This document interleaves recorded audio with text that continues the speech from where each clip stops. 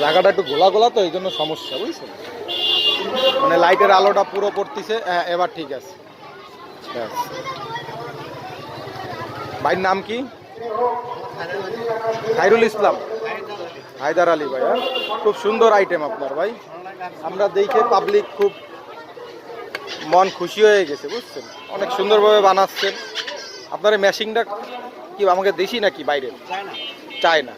বর্তমানে চায়না ছাড়া মানুষ কোনো কিছু খায় না, সেই অবস্থা।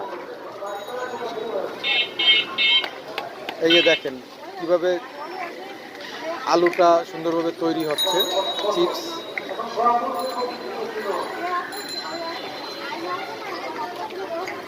খায়রুল ভাই এটা কতদিন যাবত করতেছেন? 5 বছর। অনেক বছর যাবত।